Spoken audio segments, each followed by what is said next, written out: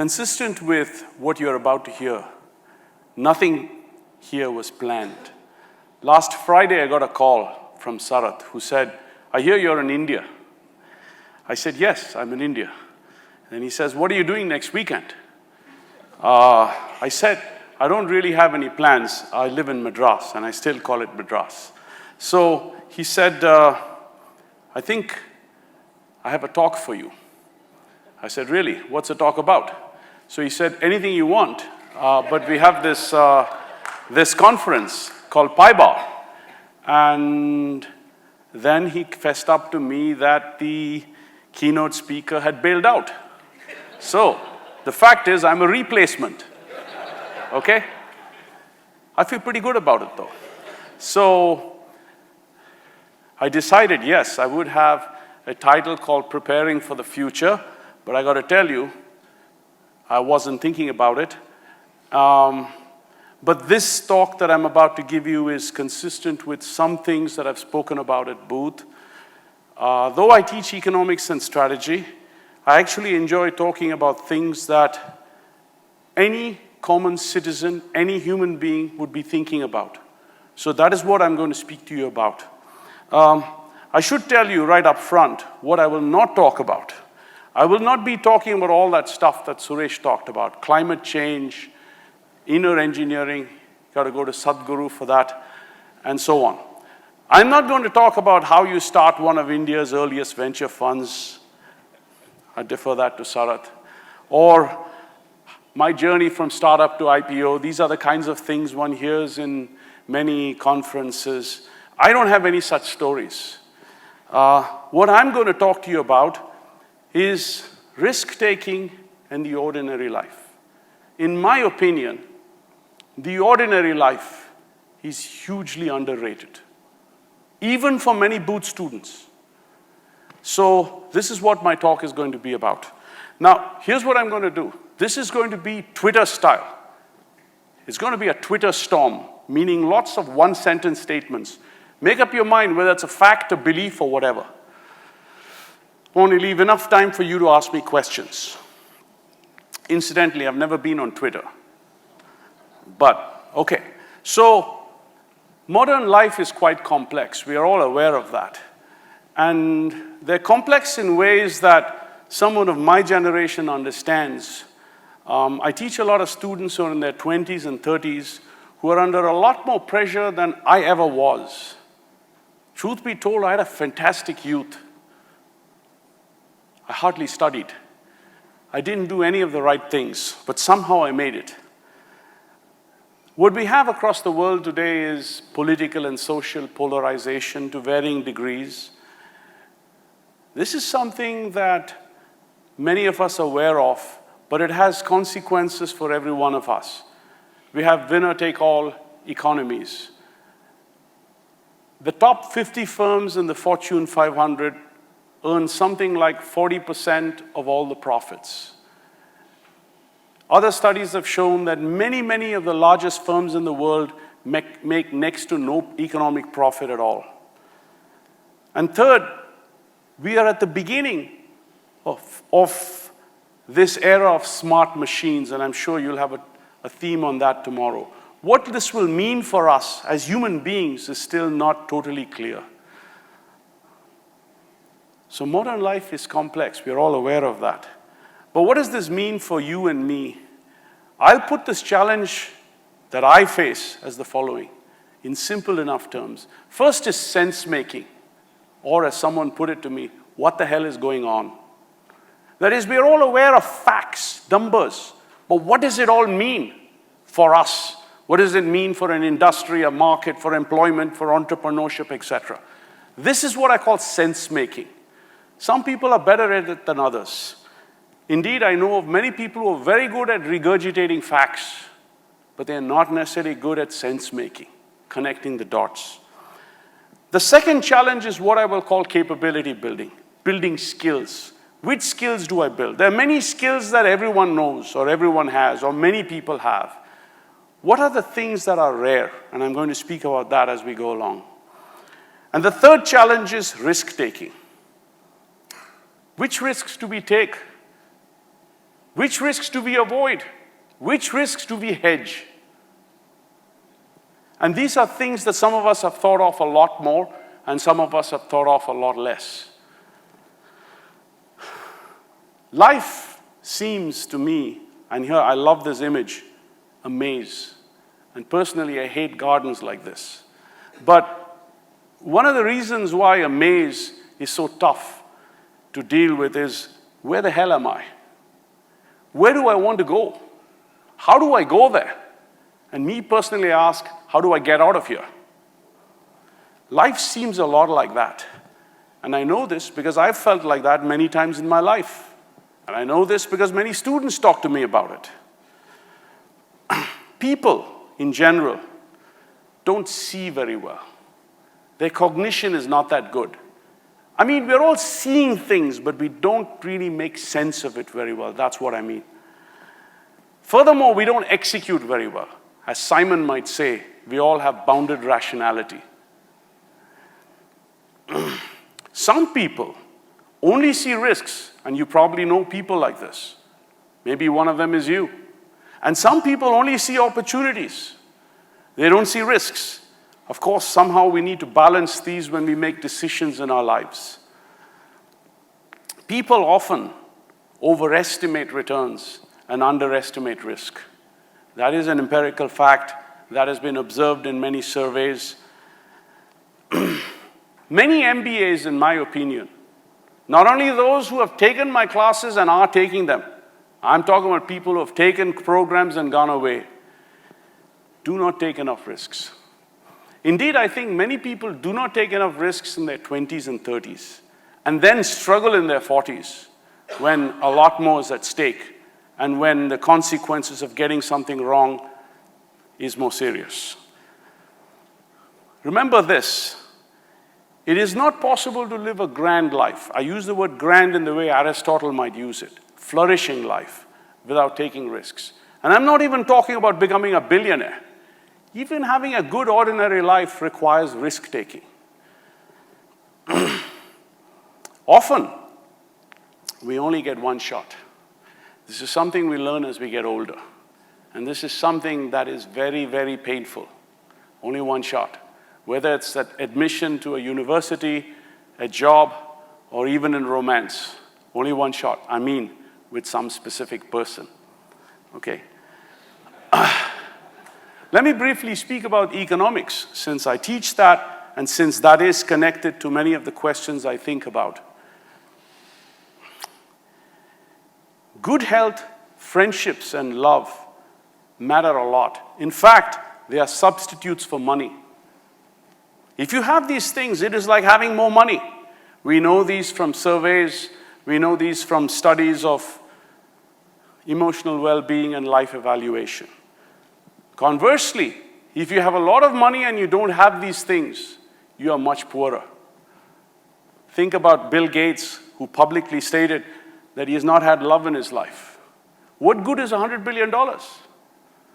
Maybe the $100 billion stopped him from having it. The things that normal human beings experience. As I said before, I think a good ordinary life is seriously underrated. And I'm going to speak about what I mean by good ordinary life as I go forward. Let me briefly talk about decisions, since when I talk about risk-taking, I have to talk about decisions. What separates people, some from others? All of us are making hundreds of decisions each day. Some of us make decisions better. Some of us make it more poorly. What is it that smart people do? Well, they make it fast when it needs to be made fast. They make it slow when it needs to be made slow. They think very carefully about where they've made mistakes. They're more reflective of things that have gone wrong. They're learning, they're iterating. Okay, so speed, quality of decisions, reassessment. These are the essential ingredients to becoming better in your quality of your decision making. Some decisions can have far-reaching implications. In strategy, we call these strategic decisions. Sometimes we know them ex ante. Sometimes we don't know them till many years have passed. You can think of investments in factories, decisions to buy companies, decisions to sell companies, decisions to pursue a specific career, decisions to marry someone. All of these have far-reaching implications, meaning there are consequences that we see years down the road. I like to think of life as a decision tree. If you think of this first little rectangular box as a decision node, and you have to make a decision, do you go down this branch of the tree, A, or this branch of the tree, B, or do you go down this branch of this tree, C? Well, if you go down one of these branches, you're at a different node, and you have different decisions to make. Decision trees don't combine. They don't come back. When you go down one path, you're gone down that path. You're not coming back. Okay? What is scary is this thing we call irreversibility. Meaning that once we go down a path, it is very costly to come back, very costly to abandon. The things you can do when you're 25, harder to do when you're 35. Much harder to do when you're 45. The path has narrowed, meaning the set of options you have in your decision tree have changed as you've grown older. So irreversibility is something that every one of us thinks about. We don't use this term, but we think about it. So I was just showing you this decision tree. Going back from this path, from this branch A, is very, very costly. And when you get back, if you can, you may not have options B and C. It's gone away because time has passed. So when you go down this path, you're making a commitment. A commitment involves irreversibility, or at least a degree of it. Some choices are very consequential because we have to make investments many, many years down the road, like when we have children. Okay? And think about it. Most of us have children without thinking too much. Okay? Moreover, opportunities are time dependent. There's only a given window when you get some opportunities. If you don't do it then, it's gone. And we all know this instinctively. We have experienced it. We also have path dependence, which means that the opportunities before us depend on the choices we have made earlier. So the choice set itself changes as we advance down a given branch of the tree. Then there is this thing called a sunk cost, which some of you, many of you have encountered in an economics class and forgotten it. But it is very, very consequential for us. We all make decisions. Sometimes they don't work out, but we are not quite willing to acknowledge that they don't work out, so we don't divest the investment. We don't divest it because we're kind of hoping that things will turn around, and we don't want to acknowledge we have failed. We see this at an individual level, we see this at an organizational level, we see this even at the level of policy making and nation states. The problem of sunk costs, the psychology of sunk costs, having to acknowledge that you made a mistake, and publicly. Our choices also interact with others' choices. Now, here is when I now talk like a booth professor, because I'm going to talk about some ideas in game theory, which you may recall from an economics class or a strategy class from years ago. Once you begin to understand that there are others who are also playing this game, well, then you got to think carefully about the context of the game. What's at stake? Who are the other players? What are their priorities? What is their ethos? What are their strengths? That's what I mean by context. Some games have prisoner's dilemma-like features. By prisoner's dilemma, what I mean is that there is a divergence between what is in the collective interest and what is in the private interest. So I thought, since this is to a booth audience, I would show you a normal form game, which you may recall from many years ago. This is a prisoner's dilemma game. There are two players, players A and players B. Player A can choose a high price or a low price. Player A is the row player. Player B is the column player, can choose a high price or a low price. They're both, let's say, duopolists, competing in some market. If they both choose a high price, they get $60 each. The number in the bottom left-hand side of each cell is player A's payoff, profit. The number in the top right-hand side in each cell is the column player, player B's payoff. Notice this. Player A always prefers to choose low than high, no matter what player B does. How do I know that? Notice, if player B chooses high and player A chooses high, player A gets $60, bottom left-hand side number, in the top left-hand side cell. If player B chooses high and player A chooses low, player A gets 72. 72 is better than 60. If player A is chosen high. What if player B is chosen low? Player A again prefers low to high because 54 is better than 47. In economics and game theory, we say player A has a dominant strategy. Ditto for player B, though player B is the column player. So now you compare numbers across columns for the same row. So player B prefers low to high because 72 is better than 60. And 54 is better than 47. So player B also has a dominant strategy. Notice this though. When both players choose their dominant strategy, there's a unique Nash equilibrium. Again, taking you back to Booth class. The Nash equilibrium is low. And they get $54 each. It's a prisoner's dilemma. Because if only they could cooperate, they'd get $60 each. But high is not a Nash equilibrium. Many games in the real world have prisoner's dilemma-like features. Divergence between the collective interest and the private interest. Let me show you another game, because this is the second most famous game in game theory. It's called the Battle of the Sexes. And many games in the real world have Battle of the Sexes-like features. Let me show you this. This is an example. There are two players, the husband and the wife. The husband can choose, do I go BF? BF is bullfight. Or do I go opera? Now, think of it this way. The husband and the wife know they're going to meet at the end of the day.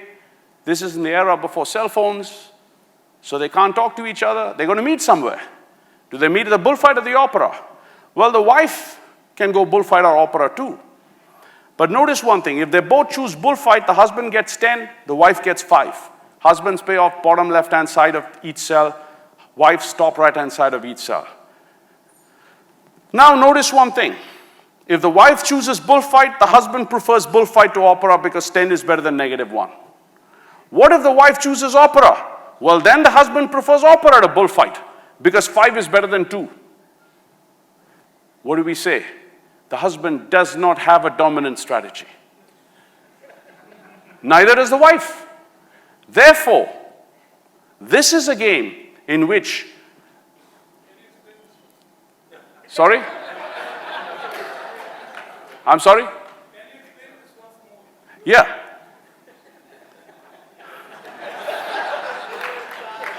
If the wife chooses bullfight and the husband chooses bullfight, the husband gets 10.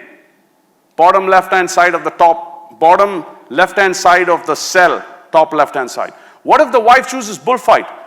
Sorry, what if the wife chooses bullfight, the husband chooses opera? He only gets -1. 10 is better than -1. Therefore, if the wife chooses bullfight, husband will always choose bullfight. What if the wife is choosing opera? Husband prefers opera because 5 is better than 2. You see what I'm saying? No dominant strategy. A dominant strategy is a strategy you will prefer to any other strategy, no matter what the other player does. No dominant strategies in this game. Now, important point to note, there are 2 Nash equilibria. Bullfight, bullfight, opera, opera. These games are called coordination games. These are games in which the players have some common interests, but they also have diverging interests. This is also a very common feature of many games in business today, where firms, for instance, want others to converge around their preferred business model, standard, and so on. And some other games have happy marriage-like features. What is a happy marriage? A happy marriage is this game, where there's a husband and the wife. The husband's choices are be with her or be without her. The wife's choice is to be with him or without him. And the payoffs are given right there. As I say, by now you're all familiar with this game, how this thing works. Now here's the thing to note. For the husband, with her is better than without her, no matter what the wife does. For the wife, being with him is better than being without him, no matter what the husband does. Unique Nash equilibrium, because each has a dominant strategy. No prisoner's dilemma. Incidentally, this is a happy marriage. That is why the payoffs are like this. It wouldn't be like this if it was an unhappy marriage. Okay? So, be nice to have games like happy marriage, but doesn't always happen. With apologies to Apple, I guess what I'm trying to say is, it's very important to both think different and act different. The acting part is also very, very important. Let me speak some more about economics. It's always useful to think about, in business, whether you're an employee or an entrepreneur or a manager, thinking about the creating and the capturing of economic value. Let's acknowledge this. Most businesses do not even create economic value. Forget capturing. They don't create it. So they fail right off the bat. The creation and capturing of economic value is as much about art as it is about science. I want to show you this figure. I often say to people, if I had to talk to you about my economics course in 5 minutes, I'll show you this figure. Because economics is about these three variables. B, which is the consumer's maximum willingness to pay. It's the demand curve. Ladies and gentlemen, the demand curve is not sitting there like manna from heaven. We, you and I, have to create it. We have to persuade people to want to buy our product. That is the hardest thing in the world, to convince someone that they should be willing to pay you for what you're doing. Should be willing to. P, the price, is something we speak about extensively in any course, economics course. And then C, a few remarks about each. I just made this statement. There's not enough attention being paid, in my opinion, in many parts of business to influencing B. And I want to say that B depends as much on intangibles as it does on intangibles. Pradeep would speak about branding and advertising. All of these things make a big difference to this maximum willingness to pay. P. Anyone who's ever done an economics class will understand P and pricing and competition. But I also want to add relative bargaining position, meaning your advantage vis-a-vis others. And that is true for you as employees, you as entrepreneurs, you as managers of companies. Finally, let me say a few words about C. I've been thinking about this a lot on my trip to India. For tangible products, setting up things is the relatively easy part. It's maintaining things that's the hard part. It's the replication that will kill you. I'll give you an example. You can build a great house. Now the problem is you got to keep it clean. And keeping it clean every day is hard work. In many businesses that produce tangible goods, it's the repetition that will kill you. Let me now talk about digital products, since that is becoming more widespread around the world. For digital products, it's the setup costs that kill you. Because you're going to have to incur high setup costs, and now you need a big network or large customer base. Let me also talk now about mindset and behaviors, because I think that goes to the essence of living an ordinary life. Randomness is more important in our lives than most of us acknowledge. Yes, sometimes we say, bad luck, yaar. It didn't work out. We'll say, oh, it should have happened, but it didn't happen. Someone stole it from me. But notice one thing. When someone succeeds, they don't talk about luck. They talk about genius. They talk about the initiative. Okay? So, modern education, interestingly enough, actually emphasizes a lot of planning. And there are lots of courses at Booth and elsewhere about planning. And what modern education doesn't do enough of is tell you about how to take advantage of events, about what I'm calling opportunism. Yet it is noteworthy that during the pandemic, there have been many, many people, or at least some people, let me say, who were opportunistic enough to see that there would be huge business opportunities. I'm speaking about people who are in hedge funds, people who are selling masks, etc., etc. In my opinion, And here, this is an opinion. The best things in life are unplanned. And I have to say, this became absolutely crystal clear to me when I was 50. Because then I discovered that everything I'd planned as I reflected on it didn't work. But when I didn't plan, great things happened. And don't mistake me, I put in a lot of effort. I just didn't expect that much. I didn't plan that much. Like I didn't plan for this talk. Reflections. I want you, each one of you, to reflect on how did you get here today? Like where you are in your life. And you might well acknowledge randomness. Events and circumstances are shaping where you went as opposed to objective planning. Let me talk briefly about thinking and acting. I think what we all need to do is to cultivate the mindset and behaviors of wandering randomly. And by wandering randomly, I don't necessarily mean physically, though that too. I mean just wandering, going and reading things that you don't know anything about if you're sitting in a library. Going and talking to strangers. Learning a lot of things that you didn't know about. These things can actually make a big difference in your life. Not just the quality of your life, even all the other things, the material things that everyone else obsesses about. Let me now speak to you about ideas in economics, sociology, and computer science, exploration and exploitation. How much time do you spend in your life every day exploring? How much time should you spend every day in your life repeating things that you did before? Now, we can't explore 100% of the time, because if we did explore 100% of the time all the time, we would be masters of none. But if we were only exploiting all the time, then we run the risk of becoming redundant. So we need to find this balance between exploring and exploiting.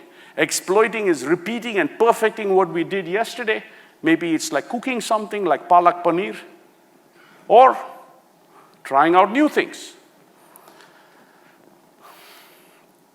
Breakthroughs require superior cognition and superior enterprise. Now, I made up the word enterprise. Let me explain what I mean by cognition. I spoke earlier about seeing things better. This is what I mean by cognition. A better understanding of what's happening, a bigger, broader understanding, and an ability to connect the dots across industries, economies, and so on. I want to show you a figure that this will illustrate what I mean. Imagine that on the vertical axis we are measuring cognition. Again, this being a booth audience, I'm totally comfortable doing this. There's a cognition on the vertical axis, enterprise on the horizontal axis. Think of enterprise as just getting things done. Cognition is understanding what you need to do. And let's acknowledge this, we need both. You can be very good at making sense of what's happening, but if you don't have an ability to get it done, it's not going to happen. So, I deliberately drew a rectangular box, and imagine that that is sort of where the average is. The average person has that level of cognition and enterprise. If you happen to be inside it, like in that black box, black little oval, well, everybody in this room has it. If everybody in this room has it, we're all going to converge on that solution, which means nobody is going to get an excess return. Nobody is going to get a supranormal profit. Nobody is going to win a prize. We have to be outside the box. We have to be where that pink oval is. You have to have much different cognition. You have to reason by analogy. You have to be abductive in your thinking. Yes, you'll make mistakes and you may look very stupid. But every now and then you may do something that everybody else marvels at. So superior cognition requires open-mindedness. That means a willingness to repudiate what you believed yesterday. A willingness to acknowledge that what you thought was true yesterday is wrong. That's what I mean by open-mindedness. Superior cognition requires tacit knowledge. Knowledge not gained from a book, but knowledge gained from experience, like cooks and chefs do, and many, many others. Superior cognition depends on an ability to connect the dots, which means you're putting yourself out there, you're taking chances, you're making bets, you're paying a price. Okay. Superior enterprise requires persuasive skills. You have to convince people to work for you, with you. You have to convince somebody to buy from you. You have to convince people to invest in you. That's what I mean by persuasive skills. These are very important in today's world. And then just simply, as I put it down there, getting things done skills. Whether that means doing it yourself or hiring the right people to do it. Final thoughts. Things that I've thought of in the last few days from my anecdotal experiences talking to people in India. Here's what I'm going to say. Stand up for yourself. I see a lot of people not standing up for themselves, especially women. And I should add that most of the people who are making them sit are in their house. Sometimes their husbands and sometimes others. So I say, stand up for yourself. You can't do it when you're 40. You got to start early. But this is equally true for men. And this is equally true for people across the world. Stand for somebody and something. That's also very important. You can't be ambivalent about everything in life. You got to take a chance. We're all going to die anyway. Surely, you will have to make courageous decisions in your life. Courageous decisions are one where there are consequences, where you can lose it all. And every now and then we have to make that. And courage is something you can't fake. You can't fake it. So this is why courage was one of the most highest virtues cherished by the ancient Greeks. Courage is not a product of rational thinking. Courage is a product of instinctive thinking. Okay. Finally, let me add some thoughts, my own personal thoughts on success. The key to success is low expectations. Better still, no expectations. You will do much better because you expect no reward. My wish for you is that success come very slowly so that you can savor it. And in particular, what I want you to savor is a good ordinary life, a life of anonymity. A life where everybody leaves you alone, you can walk down the street, nobody recognizes you. You have good health, well, that depends on our Creator. You have friendships, you have love in your life, and some, but not too much money. Thank you.